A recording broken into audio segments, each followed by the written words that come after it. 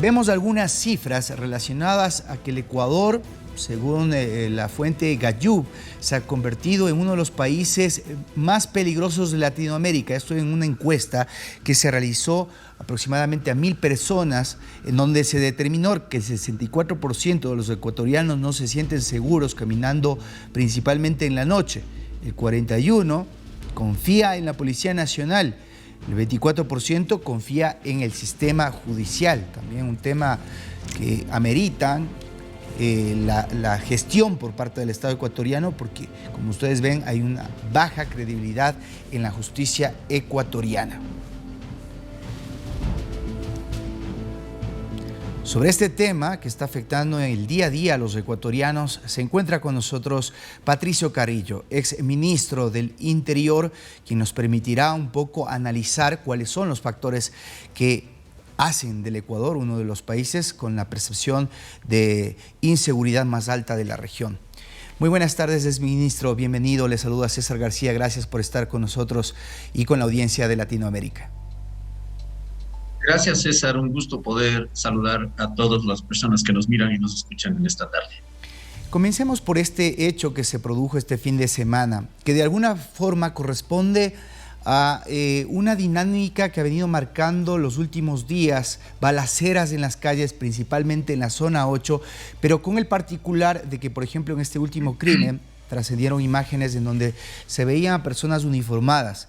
A esto se añade informes por parte de la Embajada de los Estados Unidos, retiro de la visa hacia algunos miembros de la seguridad, tanto en el Ejército como en la Policía Nacional. ¿Qué piensa que es lo que está ocurriendo al respecto de la penetración que está teniendo el narcotráfico en nuestra institucionalidad encargada de salvaguardar la seguridad? Mire, César, el tema pasa por economía y por tema de incentivos. Mientras los incentivos de un mercado ilegal como el narcotráfico sean tan elevados, va a ser mucho más elevados los riesgos también. Y desde esa lógica, el Estado tendrá que hacer todas las actividades que correspondan para minimizar, para mitigar estos riesgos. Estos riesgos, el Ecuador no es el único país que los enfrenta. Hay muchos países que los enfrentan, pero algunos son mucho más resilientes en función de controlar dos variables, la corrupción y la impunidad. Nosotros no creemos que estemos todavía, de acuerdo a los indicadores, estamos en una condición muy mala, pero no creemos que estemos todavía en temas de un narcoestado. Creemos que hay unas ventanas de oportunidad en la medida en que se fortalezca la democracia y la sociedad ecuatoriana se cohesione en función de este que es un problema gravísimo. ¿Qué nos corresponde hacer para proteger esta democracia? Dar confianza a las instituciones, trabajar en el fortalecimiento de las instituciones, no debilitarlas más y depurarlas, porque indiscutiblemente hay una ineficiencia y esa ineficiencia puede estar ligada a estos asuntos. Los incentivos, insisto, vivimos frente a países productores de droga que han elevado su capacidad de producirla y las costas ecuatorianas son espacios adecuados geográficamente para la salida. Ahí es donde pueden mezclarse muchos elementos, digamos, de la fuerza pública, de la Policía Nacional, de Fuerzas Armadas, pueden ser cooptados, sea por intimidación, sea por amenaza o sea por codicia. Pero en términos generales ese es uno de los riesgos más grandes que tenemos que controlar. Por otro lado, pasa en un tema farragoso en la administración de justicia. Tampoco encontramos ahí elementos que nos ayuden a romper con la impunidad. En la medida en que no seamos disruptivos con estos mecanismos de economía ilegal, de corrupción y de impunidad, lastimosamente tendremos que seguir mirando esta tendencia creciente, que no es de ayer, que no es de estos días, que no es de este fin de semana, es una tendencia que ya se viene sosteniendo por un periodo prolongado. Exministro, comencemos por la parte de la depuración que usted ha mencionado. ¿Cómo hacer esa limpieza de aquellos miembros que ya han sido contaminados o persuadidos por los grupos narcodelictivos para poder incorporarse o ser fuentes internas de la organización, por ejemplo, de la policía? Mire, lo primero es tener una comprensión adecuada respecto del fenómeno.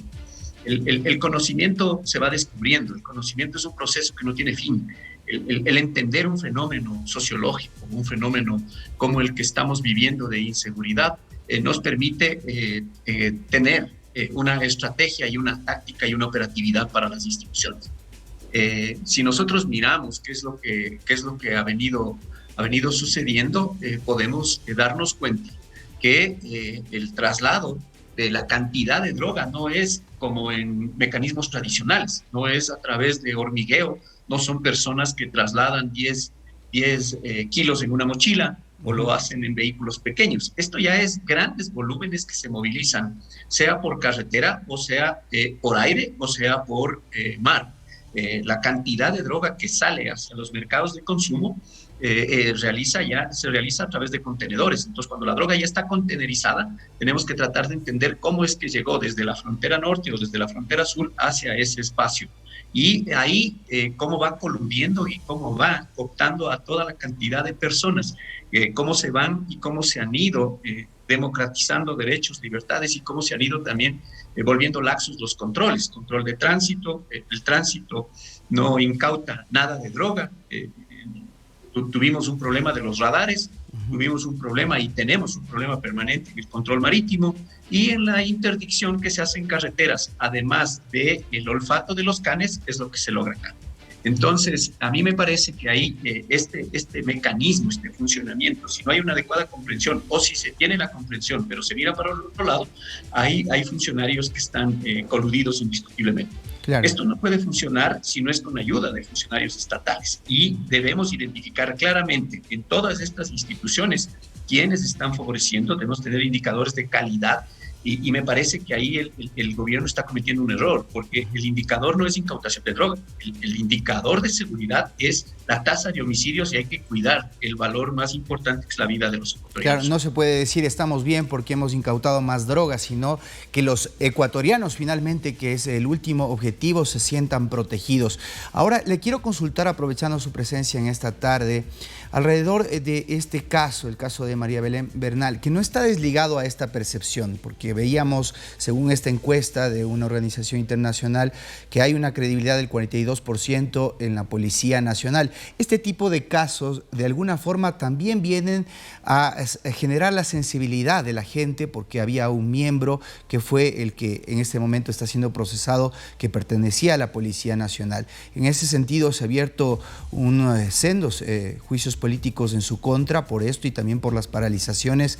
En ese sentido, ¿cómo queda la institucionalidad del Ecuador cuando hay ministros que luego son procesados a causa de hacer su trabajo? Mire, en este malhadado caso, yo diría hemos pasado de una oscuridad a una claridad. Aquí no hay duda de un hecho violento cometido por un misógino, que es el que tiene que responderle a la justicia. En lo personal, a mí me avergüenza esta posición machista, esta condición machista que existe todavía en la sociedad ecuatoriana, pero no me hace responsable de absolutamente nada. Y creo que lo que debemos trabajar más bien como sociedad es en una mejor cultura y educación respecto de los temas de género. En lo otro, la protesta social. La protesta social es un hecho indiscutiblemente garantizado por la Constitución, pero dentro de los límites de la racionalidad.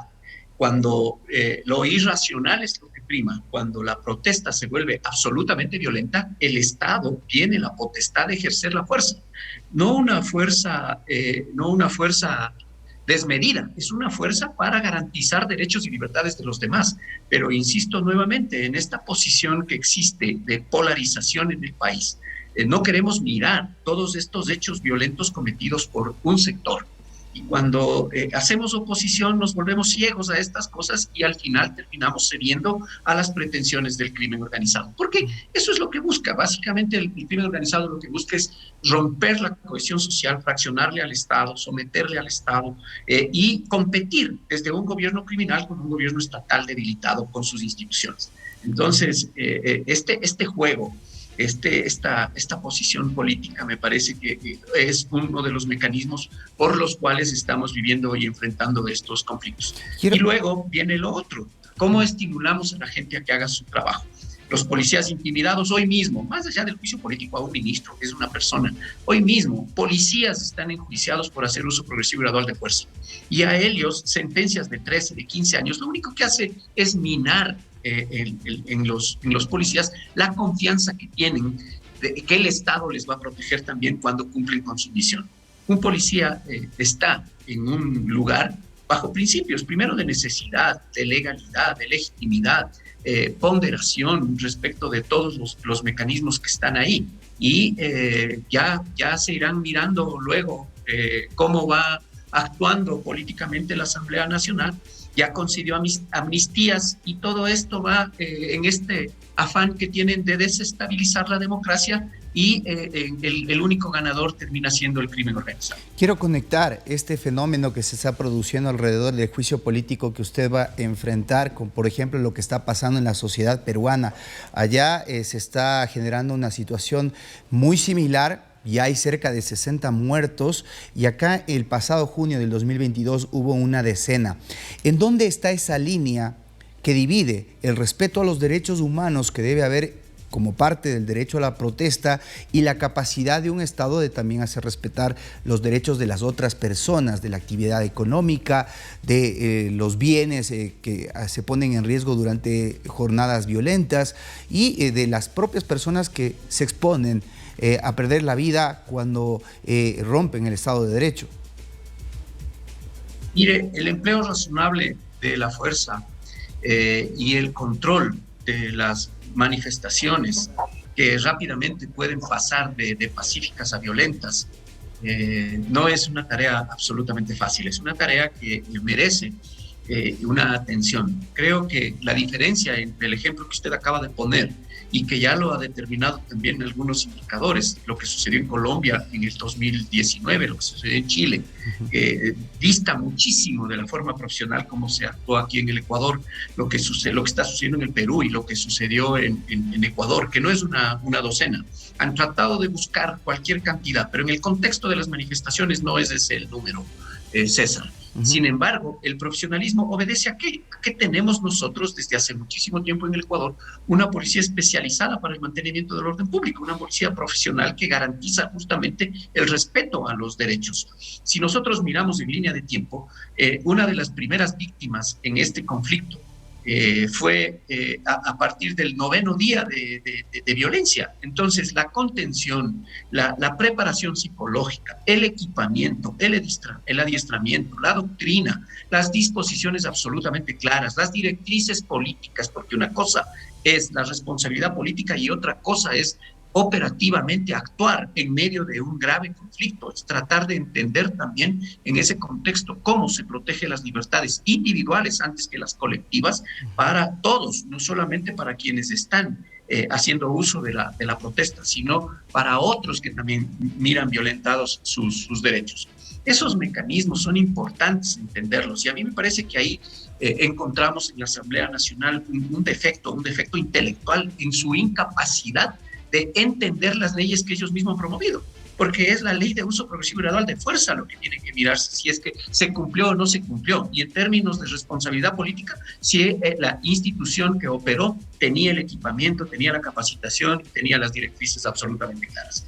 Para fin, y que quede absolutamente claro, las disposiciones y las directrices políticas para las jornadas de junio fueron absolutamente transparentes y claras. Ningún policía salió con armas de fuego, ni con armas, ni con munición de perdigones. Entonces, en el contexto de la violencia se puede producir porque al final cualquier elemento puede terminar siendo letal.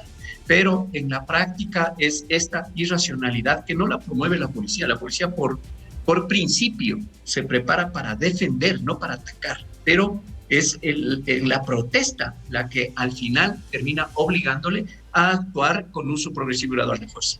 Muy bien. Quiero agradecer mucho su participación esta tarde para hablarnos de la seguridad y también sobre cómo se va desarrollando estos juicios políticos que durante estas siguientes semanas tendrá que enfrentar el exministro del Interior. Muchas gracias por haber estado con nosotros. A usted, César, un gusto. Buenas tardes.